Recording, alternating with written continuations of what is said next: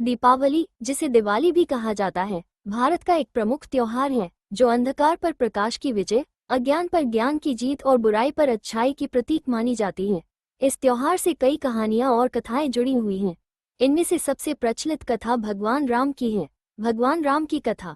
प्राचीन काल में अयोध्या के राजा दशरथ के 4 पुत्र थे, राम, लक्ष्मण, भरत और शत्रुघ्न। भगवान राम उनके सबसे बड़े पुत्र थे और उनके गुणों के कारण सभी में प्रिय थे। राम के वनवास की कथा का प्रारंभ तब हुआ जब रानी कैकेयी ने राजा दशरथ से राम को 14 वर्षों के वनवास का आदेश देने का वरदान मांगा। राजा दशरथ अपने वचन को निभाते हुए बहुत दुखी होकर राम को वनवास भेजने का आदेश देते हैं।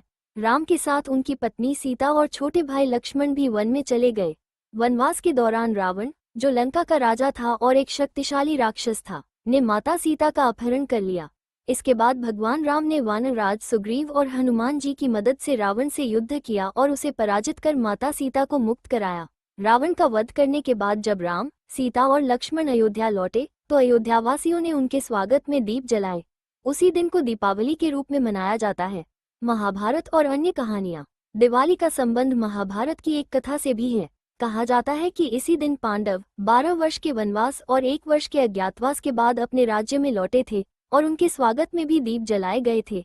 इसके अलावा कुछ स्थानों पर ये त्योहार भगवान विष्णु और देवी लक्ष्मी के विवाह के उपलक्ष्य में भी मनाया जाता है। समारोह और अनुष्ठान। दिवाली पर लोग अपने घरों को दीपों और रंगीन लाइटों से सजाते हैं।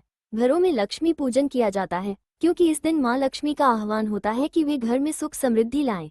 इस अवसर पर लोग पटाखे जलाते हैं, मिठाइयाँ बांटते हैं और अपनों के साथ खुशियाँ मनाते हैं। इस तरह दीपावली का पर्व हमें ये सिखाता है कि सत्य की हमेशा विजय होती है और अंधकार कितना भी गहरा हो, उसे एक छोटे से दीपक से भी दूर किया जा सकता है।